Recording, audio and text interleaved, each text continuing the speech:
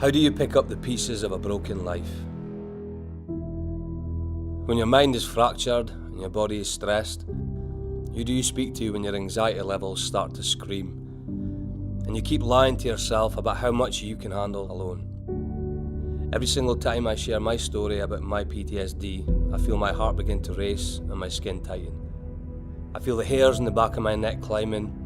My mind wanders back to a moment in time where I witnessed the single most horrific act of terror I've seen with my own eyes.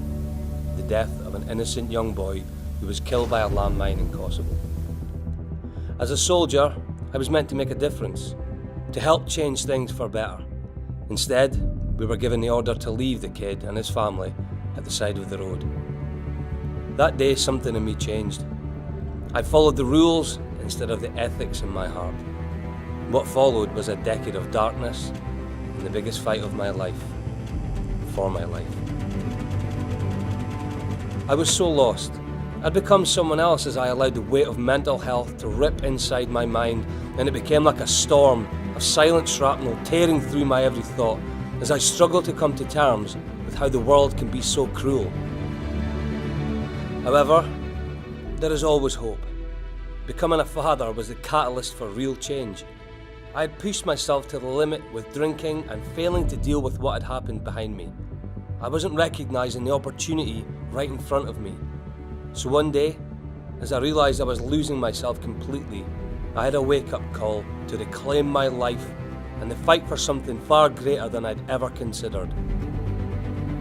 I was there when we were enjoying the grand bonuses and the great times on the drill floor, as completion packages just kept coming. I've seen the drill pipe flowing out the derrick and smashing into the elevators as we drilled each beautiful feet of well. I always said to myself, I'm not drilling for oil, I'm drilling for my son's future.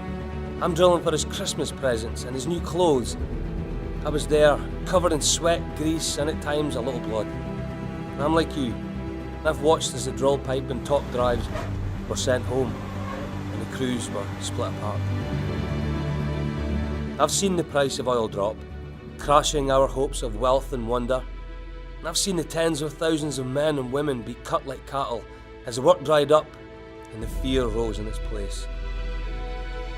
Over the years, I've dedicated my life to helping thousands of veterans and their families reclaim their mental health as I once did, and I'm seeing the same patterns creep into our industry. Depression, anxiety, stress, and this is just the tip of the iceberg.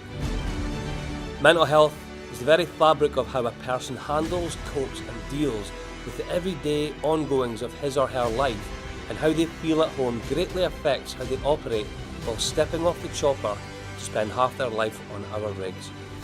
I'm not here to speak about money or bonuses. I'm here to talk about the most important subject in someone's life, how they feel. Mental health issues are on the rise. They're creeping in quickly, and if we don't take a stand against it today, we can expect more of the same. There is no stigma in mental health, not if we don't want there to be. Let's have the courage to change the game and be the leaders in this. Let's show the world that the North Sea is a place where we care about the family we are and the family we can be.